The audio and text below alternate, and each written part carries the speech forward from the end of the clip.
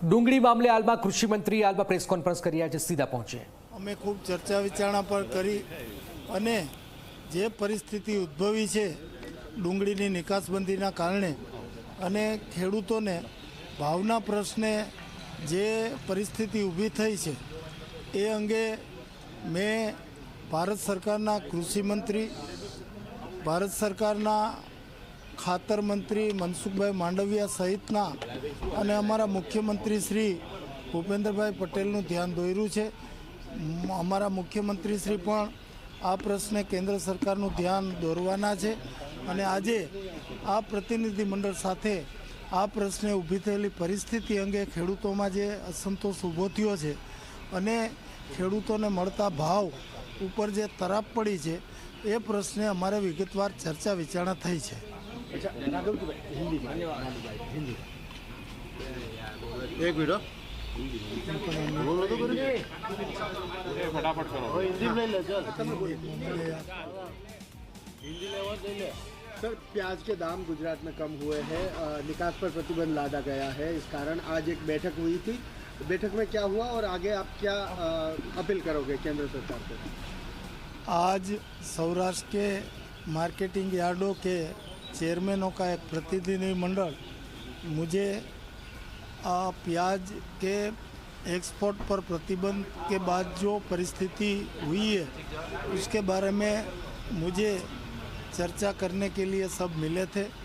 हमने सब परिस्थिति की चर्चा भी की है और मैंने उसको आश्वस्त किया है कि जो प्रश्न उपस्थित हुआ है प्याज की निकासबंदी की वजह से किसानों के लिए, उसके बारे में मैं केंद्र सरकार को अवगत कराऊंगा.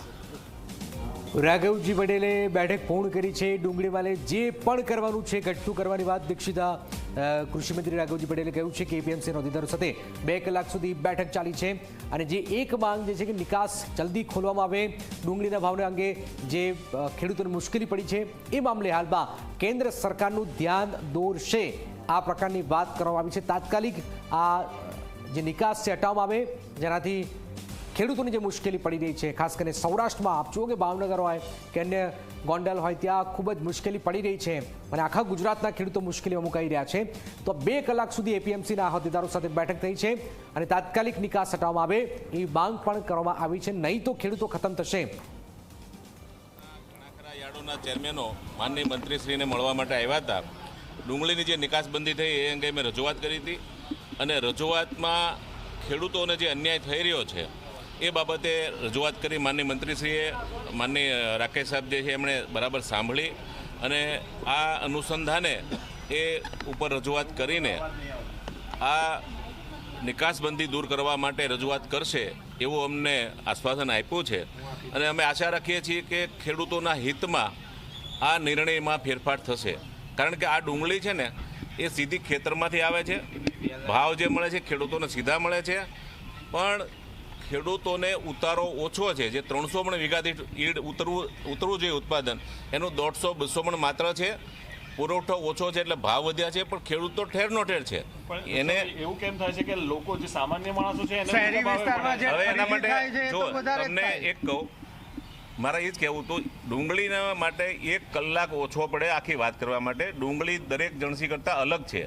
ડુંગળીને ક્યારે નિકાસબંધી કરવી કે ક્યારે નિકાસ આપવી, ક્યારે સ્ટોર થાય કે એની લાઈફ કેટલી, આ બધું તમારે ચર્ચા માટે ડુંગળી માટે તમને કોઈને ટાઈમ હોય ને તો મારે 50 વર્ષ ડુંગળીના વેપારમાં છે, 20 વર્ષથી હું ચેરમેન છું અને ડુંગળીને હજી અમે સરકારે સમજી નથી શકી મને એમ લાગે છે.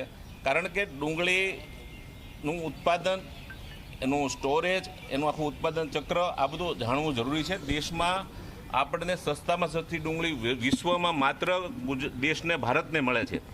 બાંગ્લાદેશ જેવો ગરીબ દેશ 150 રૂપિયાની કિલો ખાય છે. આપણે આ ડુંગળી મોંઘી નથી, એટલા માટે મોંઘી નથી કે જ્યાં આપણે નિકાસ કરીએ છીએ ત્યાં એટલા બધા ઊંચા ભાવો છે, ઊંચા ભાવે એ લોકો લે છે.